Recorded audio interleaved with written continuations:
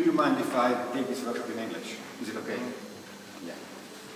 So, the manuscript in question has quite a long name, but it's shortly called the Guelph 83.4. That's the destination in the Wolfenbüttel library. We don't know who wrote it, but we do know when he wrote it. It was in the year 1591, which makes it quite curious, because this is 20 years after the death of Meyer, Joachim Meyer. Okay? After this book, we don't know about any more, except for the second and third edition of Meyer, except for Jakob Pistorius von Baden, who is actually copying Meyer and a number of other stuff, and Thibaut Danvers, who is doing a little bit of it, just a little bit. So actually, this is kind of the last new manuscript in Longsword. Okay? There can be more, but we don't know about any other manuscripts except for this one, which have longsword and which are, I don't know, a little bit, just a tiny little bit connected to the Lichtenauer tradition. It is not Lichtenauer, it is quite far from it, but it has a few names at least that are alike, like to the Zwerchhau we have the Zwirk, and we have a few techniques which look like Lichtenauer techniques. There is another problem with this book, and there are actually several problems. One of those is that this is the second part for probably 2-book series, or even 3-book series. We don't have the first part. It starts with the name Das Anderteil, the second part of the book. It doesn't give us anything about stances, strikes, techniques, or anything basic. It starts away with plays already, using a number of techniques and stances and strikes, which makes it quite hard to actually work from it, because you don't have anything to start from. You don't have the names for the techniques, you don't have the names for the stances, you don't even know how many stances there are. So what we are doing today is actually, we have used these plays, you know what I mean, to try and recreate some of the stances and some of the strikes and some of the basic techniques from the plays up. And that's right now the only way you can work with this book, because there is nothing else to help you. This book, well, it has fat German people with feathers in it, but they are all bloody. I mean bloody, which is quite interesting, because a feather or Paratschwert is actually understood as a peaceful weapon of contest, right? But every one of these techniques is shown with blood spilling out. You will see on the pages how much actually. And there are even a few deadly techniques in it. I mean deadly, like dropping somebody on his head and killing him on the head, and breaking his arm, and he actually says break his arm. But he does it with a feather, so it's quite easy to understand why he does this. It is not longsword as we would call a longsword in sharp for dueling or battle. It seems to be a contest weapon. There is one kind of contest, 5 Treffer zu 3 Gänge, which is actually something that many people relate to this kind of fencing. And it makes sense. This is not written in the book, what I will be talking about right now. It is written somewhere else. But it makes sense because these people, these fat German people in the book, fence like this. So 5 Treffer zu 3 Gänge means that you have one person you fence, you are fencing him 3 times, and each time you have 5 Treffer. But what does he call a Treffer, a hit? He calls a hit everything when a sword hits something, even the enemy's sword. Which means that if we start to fence, I hit you once in the head, and I hit your sword 4 times, I have won. Because it's over, it has been 5. So what this looks like is probably the most interesting and most fun tournament system. We are using this at our club. I didn't introduce myself. Hi, I'm Szabolcs, from Hungary, from Assembly. Okay, so this is the group we are from, and we use this, and people are starting to do a number of things, because you don't want to hit the enemy's sword, you don't want to let him hit your sword. Okay? So you are dealing with 5 strikes altogether. And what these people do in this book is quite relatable to this, because you sometimes simply avoid his sword to go around it.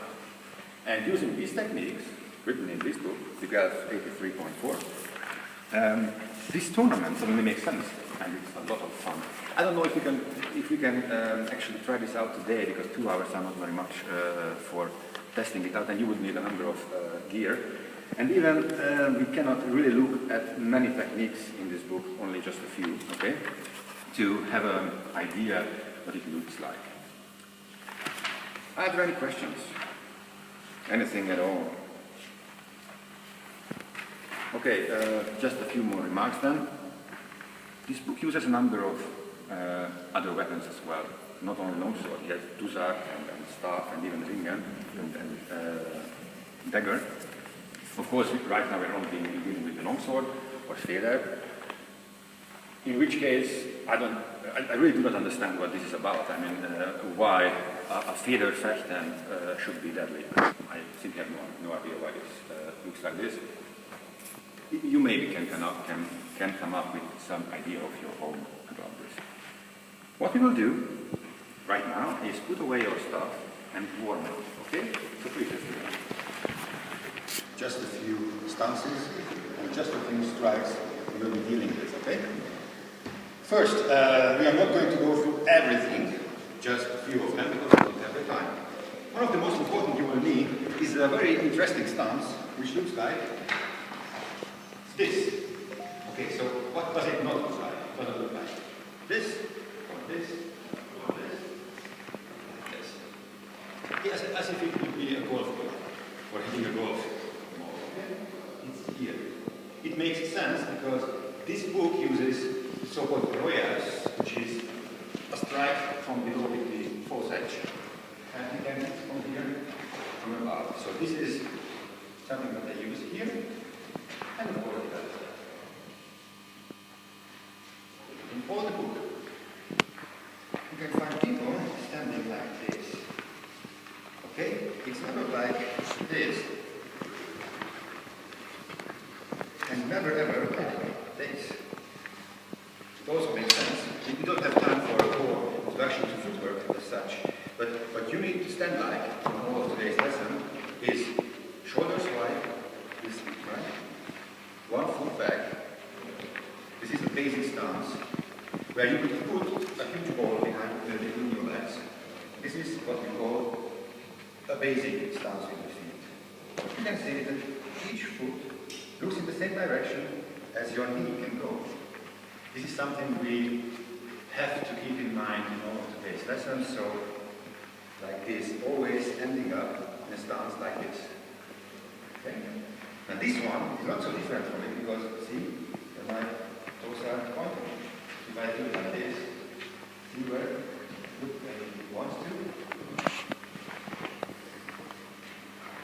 And if I end up with the strike, it looks like this. Okay, so once more, I will count, and we all do it together. You will hit yourself. So the basic strike will look like this. Again. Look at my feet, those are more important than my arms. Have you seen that? Have you seen that? My front foot. Otherwise, I will end up like this, which is obviously not very good. Okay? I will come. You all do it together. 1. Okay, and if I do it together, I mean all of us at the same time. 1. 2. 3. 4. 1. 2. 3. 4. Okay. I change the sides. And here. And I end up with my feet pointing in the exact same directions as my knee can go.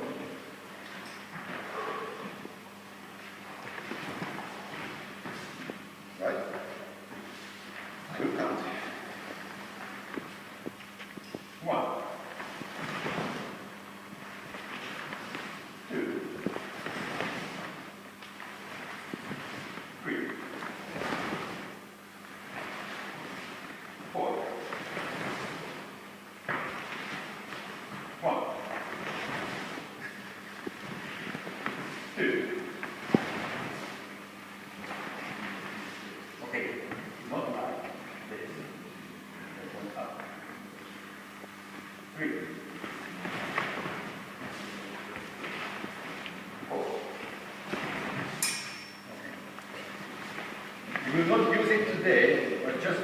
idea how this works, let's do the undercut. It's called a Royers in German. It goes with the short edge from under and upwards. Now, what we end up in is this, which is also protective stance. This is where we'll start. Okay? Again. This is where we start. Okay? I will count. 1, 2,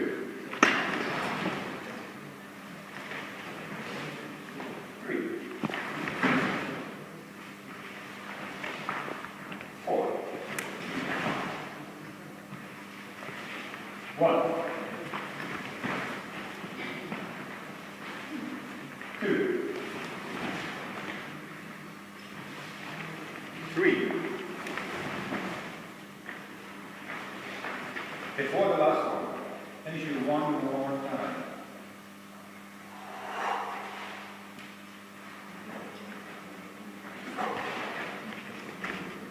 And 4. Other side. And 1, 2, 3, 4, 1, 2,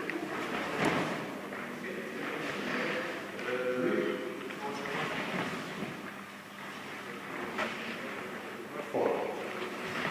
Very good. Now, two more stances for you today. One is this. Got it? It's this. It tries to vary.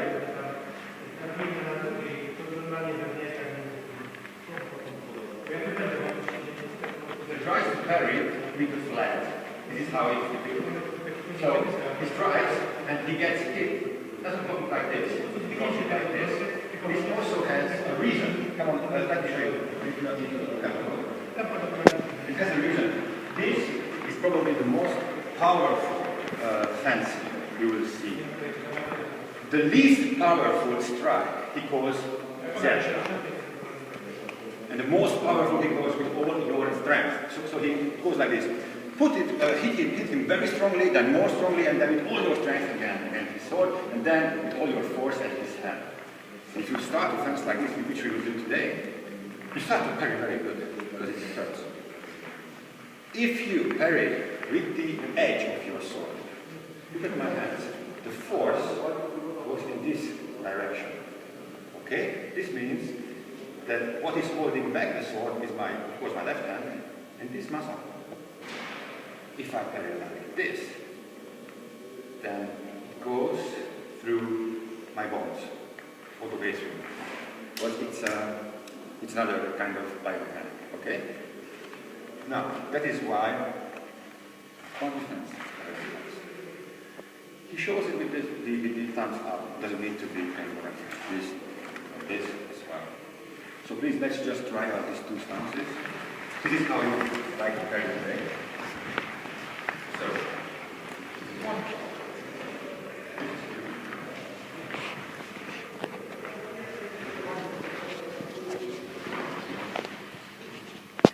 Right. That's all you need. Now I'm hold your head. And then I promise we will start the use.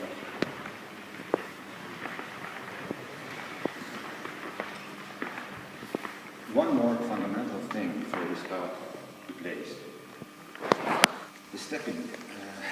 This would need a whole workshop on its own, how to step correctly. But I cannot teach you this. I can only... Okay, let's start somewhere else. I could not teach you this anyway because it's not written down. Everything we know about stepping, about footwork, we know from the sources, from the plays we do, and from the last 10 years we have been fencing. Let's be honest, this is all where we can work from. It's not written down how you should put your sword. It is written down in some of the rapier regiments, right? But not in the longsword. So what I'm talking about right now is not from a book, it's from my head. But when I say from my head, I mean from my school, from our school, in which we are trying this out for the last 10 years and trying to make some sense out of the word. But one thing is sure, if I tell you something today, I cannot force you to do it. You have to be your own teacher. I will tell you how it looks like correctly, and you have to try and do it like this. Because what I've told you before, I told you that we are using the stance which is shoulder wide and not like this. I've seen you doing the exercise before, like this. So please, try and make huge stances where you can put a ball between your legs. And where is my front arm right now, by the way? Where do I look to? Which is my front arm? Who's the guy I'm pointing my front arm right now to? Him? Okay, another? Who? Yes, it's him. It's not him. This would be wrong. This is forward. Okay, because like this, I have to turn. And I limit my area here for pen. For him, I stand like this, so I can work from him. Okay? If I have to walk around, I'm still like this. I'm never like this. This is something that you have to work on for today, okay? Maybe I will tell you it again, but please try to do it correctly. Now is the time when you need to ask and relax.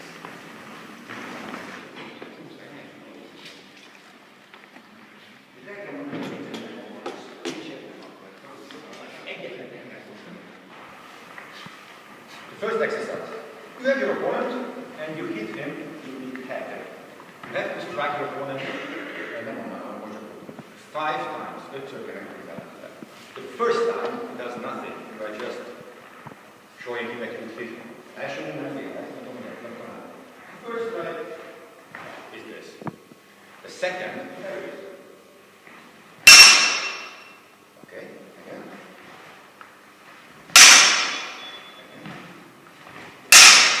Okay, with all your strength or your force, you can get inside safely, try to hit his head. Okay, 4 times. 1 time, you just show him. 4 times, you try to hit him. Now, if I say you try to hit him or her, I mean, this is what I mean by hitting.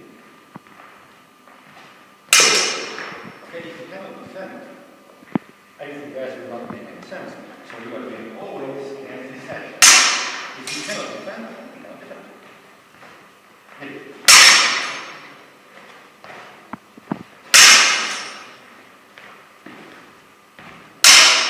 Okay? This is the exercise. Make sense? Okay? Please start. So 5 times, first time hit, 4 times defend. If you can.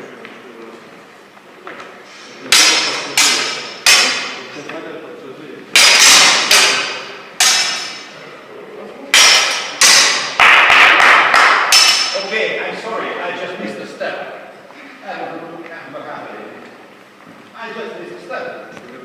By telling you what was the result. Heavy catch. This is not correct defense for now. Because this is not the stance we have done. 1, and second, I will be too close. I can't allow this. Now, if he only steps back, doesn't put his swords in the line. So, actually a combination of the two, stepping back and putting his sword before my sword, is the only correct way. That way, these are the times where you can show what you're doing. And you can actually do something about it.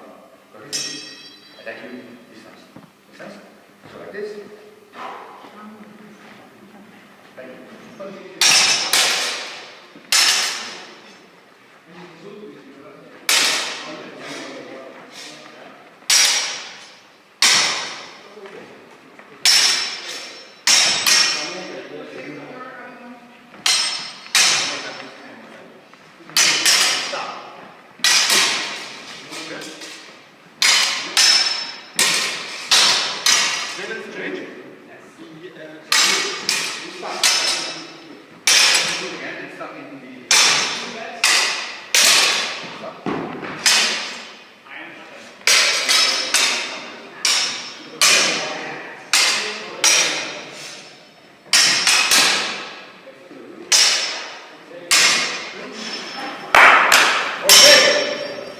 see the first actual piece.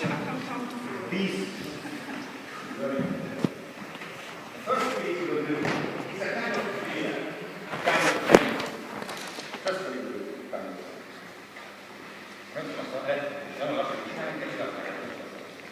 It looks like this.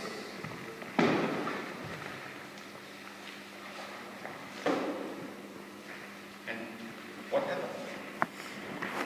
Now, he reacts to my movement. And if he sees that I'm striking on this side, and he strikes there, he goes to parry.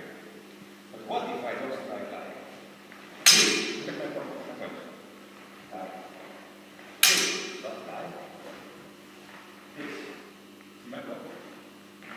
Difference against difference, really strike. Also strike.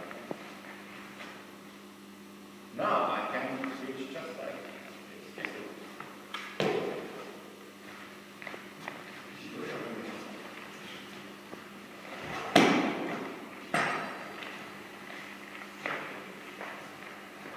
What the exercise looks like is this. You have 5 steps. The first is against this head. Without defense, but you know the distance and you know the strength. And don't let it get in. Don't do it too hard, but either to solve it, okay? Like this. Yeah, like this. He feels it, okay? Then you have 4 strikes. Out of these 4, only 1 is the technique I showed you before. So if he hit it 3 times, any 3 times, really, he doesn't know which one comes. And if he can defend the second one, if he can defend your feint, you did it wrongly. Because he should not be able to do this. Because you are exchanging just this bit. Instead of this, this. So you have to feed him.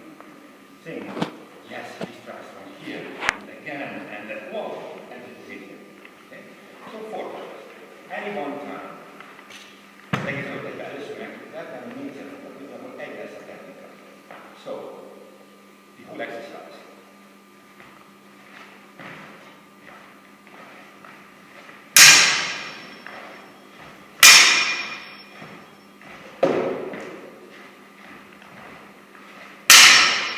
That's the exercise. Out of the 4, any one can be the technique we did before. Okay? One last thing about defending. I've seen some of you defend a Russian machinery. Okay, you have to hit here. Okay. I've seen some of you defend like this, which is very good. It's martial arts, but this is a tournament fencing system. There is no such thing as a trust. You cannot do it like this because you will be excluded from the tournament. You will leave. So you cannot do it like this, or not even like this. Okay. But then you point to his direction. You do that is working in a real tournament.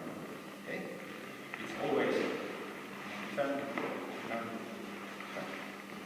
Thank you.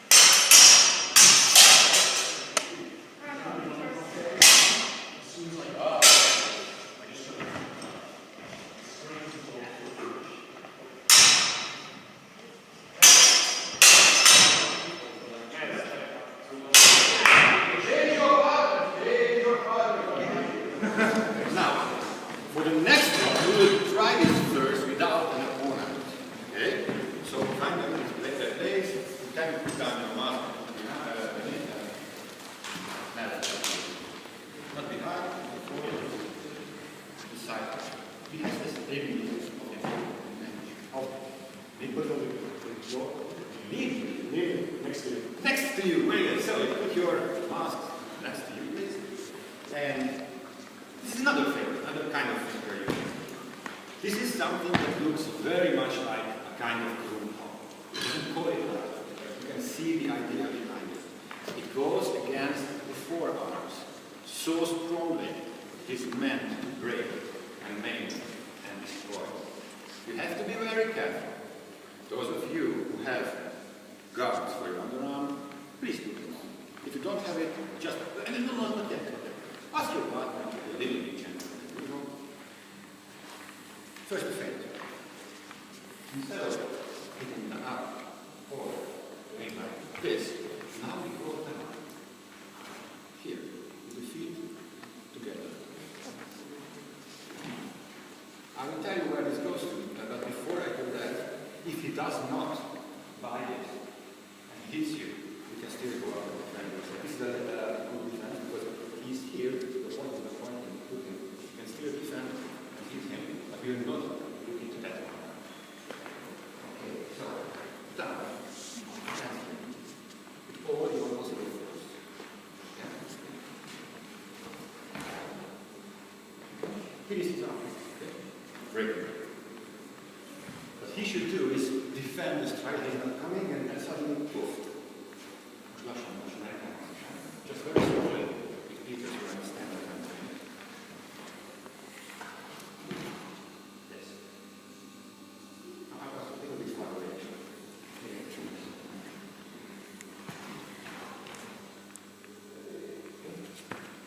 So that's perfectly.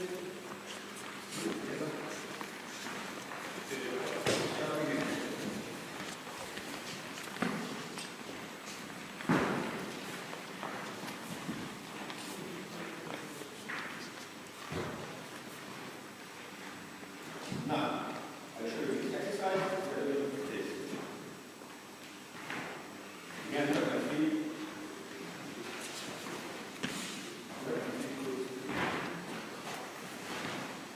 Okay, now you count and do it together. 1, 2, 3.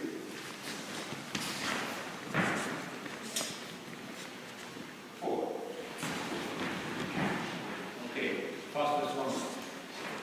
1,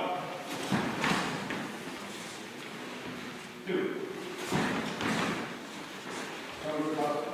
3, 4.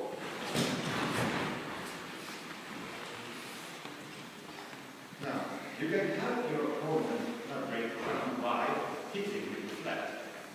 Look at what I'm doing now. It is not correct in the information. And it still goes like this. You can go like this. Just a little.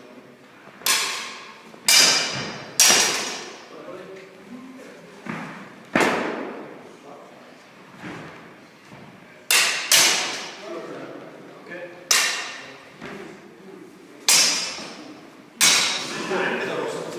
This is the wrong. This is not how you do it. Again.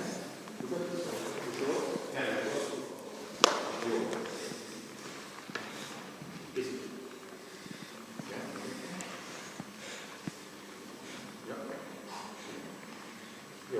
But after you have done your partner change, now try to defend everything.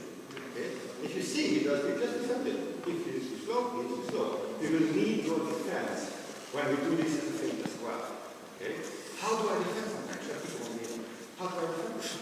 Very easy. Like that. Yes, that. Really good.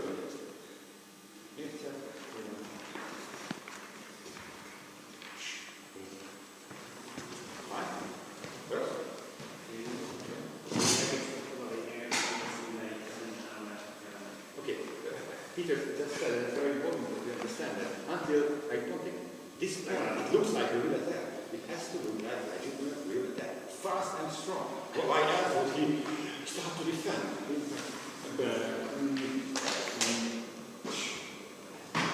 Okay, it's a real man attack.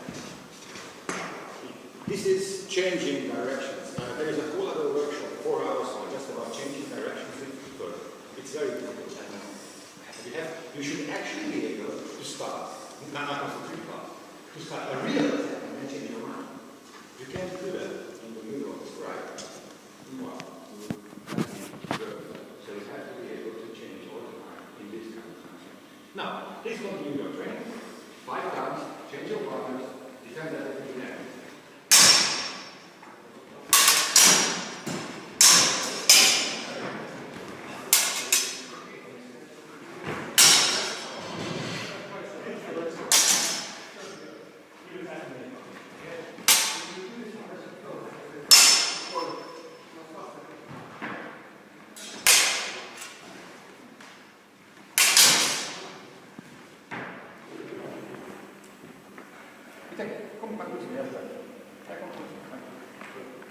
There is a fundamental, I wouldn't call it a problem or error, I will find a different word for it. But there is a fundamental way of thinking of German fencing, which makes it very hard, because you are fencing in the center line, which means that even if you pull up a good feint or a good technique, if he's just a little bit fast, you can defend everything. I mean, there is, in this now, there is a double track, right? Like it. Anybody can defend that. That's it. So there is a fundamental thing in fencing in the front of somebody, in which way you first have to be very strong and very fast. You have to make him believe every strike you do. That's very fundamental in this know-how. Other techniques like Thibaut or Marozzo with longsword. You step off the center line and do some stuff by opening him up somewhere you cannot defend. That's a different way of thinking. In this fencing style, in this Gauss 83.4, you need to be fast, you need to be very believable in what you do. That's one key point. But as you have seen, you can defend against this. You probably can not defend against somebody who trains this for a long time because he will be so fast and you also believable by looking at your eyes. And then your arm. But right now it's not so difficult to defend. Most ki lehet kelni, Péter!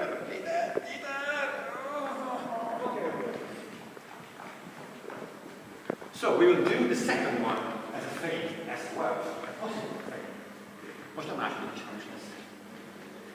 This is where we step between the center line. This is where it actually steps ahead of the Lichtenauer style German fencing in my Russian future. So, feint. Because then I'm striking you from this side. Not anymore from the front. Rendesen kérdezik, hogy lassan lesz megint. Csak akar védeni most. Now he tries to defend this. Igen, de azt tudja tenni. He tries to parry the last one. But then it doesn't work anymore. Because his hands here are far too weak for my strike from here. No. You could pull it up like this, in which they have just the opposite here. Okay, this is how it is forward. Now, you do 5 times. Any one of these 5 times can be a little back forward above, getting down the bench. A feint above. A feint below with a croup-like attack with your flat, of course. Or you can try the new one out, which is, sorry, again.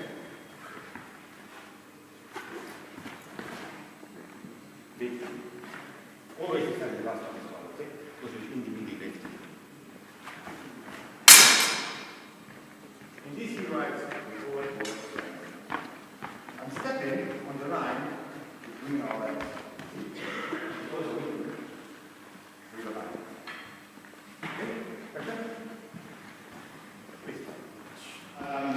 This concept is just something I will talk about. It is not very related to what we do today, just to show you something interesting. These are the 4 stages. This is the third. Do you know this? This is the 4 stages of learning. Do you know that? Have you ever heard about it? Somebody has? Okay. This is the first part. This is, I summarize.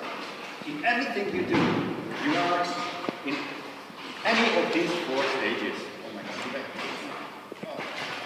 So, if we talk about fencing, maybe or footwork is here, your hands are already here, and your eyes can already detect something that is here. So you are always in some kind of context to these 4 stages. The first stage is called the unconscious unconfident. It means you do not know what you don't know. You see that it does not work. I mean, you come to a training, the trainer tells you something to do, and you cannot pull it off, and you don't know why. This is the very first stage of learning. And this line is the trainer. This is me telling you. It doesn't work because you step like this and not like this. This is the trainer. Then you step over it. The next one, the next stage is called conscious and confident. You already know what you want to do correctly. You know why you can do it. You know what is wrong. You know, again, it did not work again. My feet again. So you know that you need new feet, for example, because that was working. This is you understanding the basic concept why it doesn't work. This line is the training. A few trainings, maybe long or weeks, where you come to the next part, which is called conscious confidence. If you look and are very conscious about it, you can do it correctly. You don't look and, it's wrong again. This is something called learning. You are here in the training room, there is the trainer, he shows you a couple of times how to step, how to do it correctly, and you understand finally how to do it. And if you are very conscious about it, you can pull it off. This is years. Okay? This next line is years training. This is the unconscious confidence, which means you don't have to think about it anymore, you just do it correctly. It's like walking, or riding a bicycle, or taking a breath. This is something you don't think about, you just do it. And the problem is that you have a trainer, and the trainer is somewhere here, but all he really does are 2 things. Provide you with a lesson, which means a hole where you can train. This is his part. You can come to the training and train. The second thing he does is this line. He tells you what's wrong. But actually, to be very honest, nobody can teach you how to fence. He can tell you what you are doing wrongly. Learning, you do by yourself. You learn it by yourself. I cannot force you to learn. I cannot tell you again and again and hit you until you finally understand, because you won't if you don't want to. You know this because you have been all to school. And you have all had bad notes in mathematics, because you don't care about mathematics and you don't understand what's written and nobody cares about it anyway. So that's how it works. If you, and then one time, and you understood in the university that you have to learn, and you finally took the time to understand what you are learning, you finally got the good one, okay? So in fencing for today is, I have told you a number of times to stand like this, step like this, always having a ball, 2 pairs of balls between your legs, never like this. This is me telling you that you are stepping and you yourself step correctly. Okay? There is something else related to this. Aside from the note that there are no real so masters anymore, in the classical sense of master, who is your master right now in this room? Who is your master? Who your master is? Who's your master? Me. Am I the master? No. Firstly, I'm not the master, and secondly, I'm not your master. No, I am not. You have one master that is always your opponent. Only he can teach you how to defend correctly by hitting you really hard. How it's meant to be. I have seen people waste their training time too many times and defending an attack that I see that is nothing. If I would attack, he could not defend it because he never had to defend a real attack. So he took 7 years in longsword and still cannot fence. Not even the first thing, which would be defending yourself. Because remember, this is called science of defense. It's called the masters, the London masters of defense, not the London masters of attacking. So the first thing we need to learn is how to defend, how to step correctly, how to be in harmony, body and soul, and sword and opponent. In this sense, you are a master for your opponent. And it's your fault. It's your God-given fault that you cannot learn fencing. Because you don't take the time to take him or her seriously. This happens a lot with the poor women who come to the training. training to be treated like women in the sense that they need roses and love and whatever. They come to training. Why did they come to fencing? Why did you come here? To fence, no? To learn fencing. Of course. I want to hear the end of this. Yes. Yes. So you have come here to fencing. And not only women, some guys who weaker are treated weaker. And that's a problem because they want to fence. They want to fence with us. That's that they are here. So you do not give them handicaps to yourself. Okay, so you are not friendly. You are not generous. If you fence generously, you are a wrong master. You need to fence correctly, hard, and fast, and always in control of the blade, which means that you never ever hurt anyone. The two things are not the same. Fencing strongly and really and with intent does not mean that you have to kill and maim and break everyone you meet. On the opposite. In the last sentence, last paragraph. The medieval times, the law for handling a sword understood the difference between the point, the edge, and the flat. Did you hear about that? Especially this one is from England, this rule, which means that if he attacked you with the flat and you stabbed him to death, you are not self-defending yourself. You can only kill him if he tries to kill you. That is called a self-defense in medieval time. If he attacks you with his edges, then you can attack with your edge. And if he starts to press the point, you can use the point. Which means something very important. It means that you are, in the medieval ages, you had to be in control of your weapon. You can strike with the flat if you want to. You can strike with your edge if you want to. And you can strike deadly, and you can strike non-lethal. That is what's called being in control. But you can still fence with instant and be a good master for your opponent who is your student at that very precise moment. Any questions about this? Anything else to add? Yes? It just reminds me, it's common in coroner's reports from late medieval to early modern England that there will be a fight and the witnesses will come forward to say the survivor was just parrying, yes. And the other person ran onto the point. Yes. And they find it there. I have read letters like this from women writing, please, dear Duke, let my husband live because he was only defending himself and the enemy, I have seen it, did try to stab him. And only then did my dear husband stab him to death. So please, he's innocent. I mean, the witnesses in these cases say there was no thrust. You run into it. Let's switch to self-defense. Okay, let's get up and continue.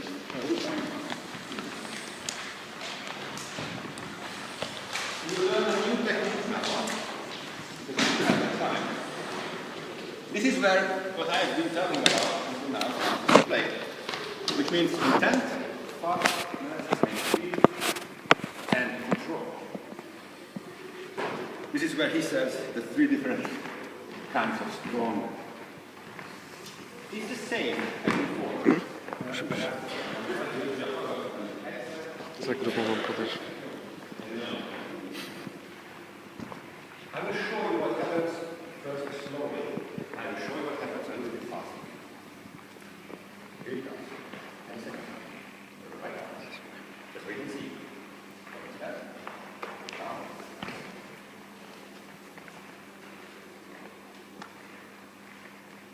I start with that, like this.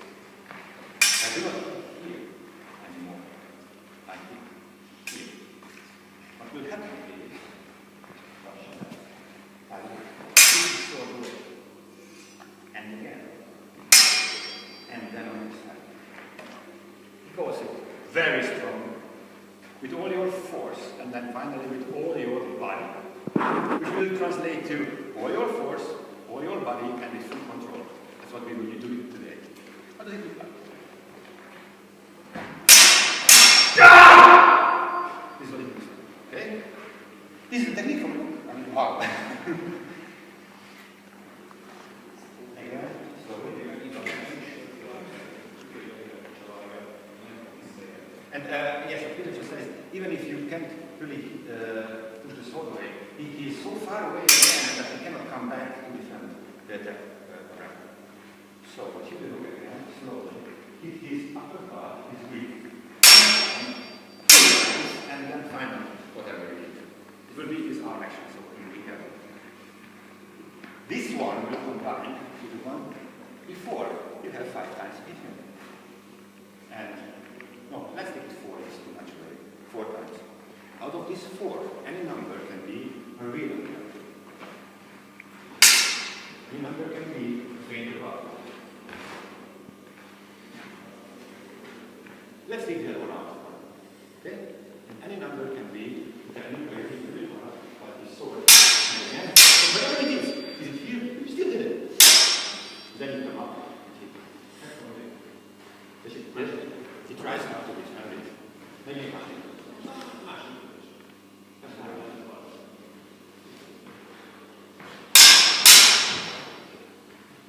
Okay? I'll make you understand why there's always blood in the manuscript. It's serious. Please.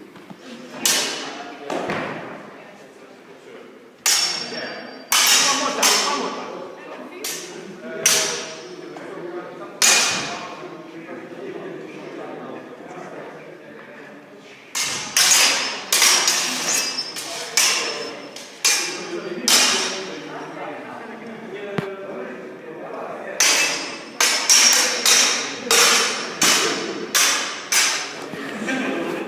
Okay, this one is only for those who even want to try it. This is very, very cool.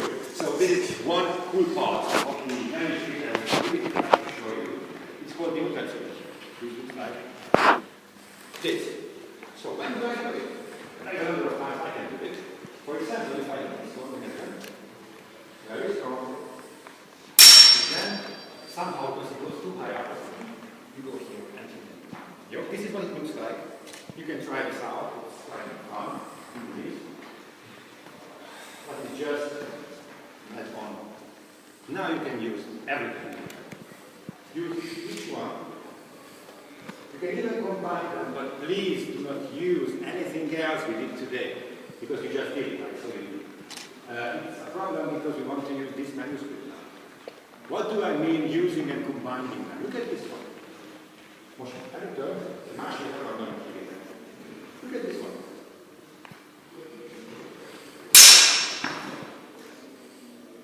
Look at this one. Yes. Look at this one. Suddenly it starts to make sense and it's very fun and it's quite interesting. Only if you have 4 times, right? And technique, I mean the exercise only really works because sometimes that can be really hard to justify.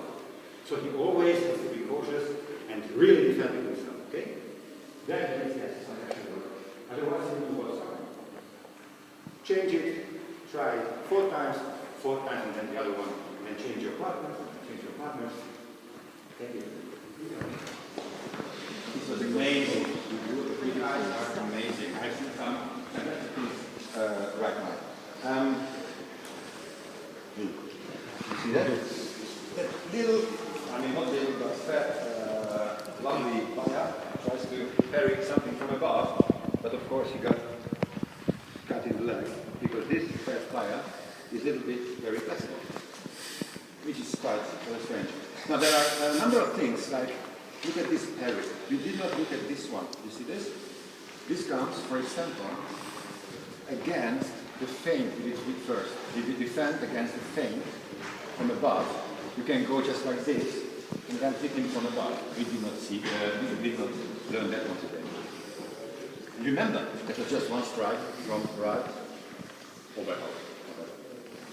There are a number of strikes from the left. There are even on this direction for the vertical cuts. There, of course, the undercuts would be false edge. There are a number of techniques left. What we used were like 3 or maybe just 2 plates out of 36 available. And just imagine, this is just one part of the book. There must have been a first part, everything explained. Now you can imagine the fencing. When I say, okay, now you have to fence, 2 of you have to fence. You only have 5 strikes. And every hit with the sword counts as a strike. And imagine that. I think it's like, it is not stopped during the fight. For this one, you need 2 judges. One is just counting. 1, 2, 2, 3, 4, 5, 4. That is one judge just counting the strides. The other one is just watching and stopping the fight if it's dangerous, but it's not stopped like it. Okay, over. And it's fun because he has 2, I have 1. Oh my God, he can still make a draw or even make it worse. So I have to do this. And he goes around myself. And what happens are triple and quadruple feints against each other. With no hits at all. It looks fabulous. It looks very much alike to something you would call a Spiegelfecht. It is not a Spiegelfecht, but it looks like it. And it's all serious work. And in one tournament I've seen, like I said, quadruple feints, 2 people against each other. It was fabulous. It was probably the most beautiful thing you can imagine with a longsword, except for a moment with a longsword.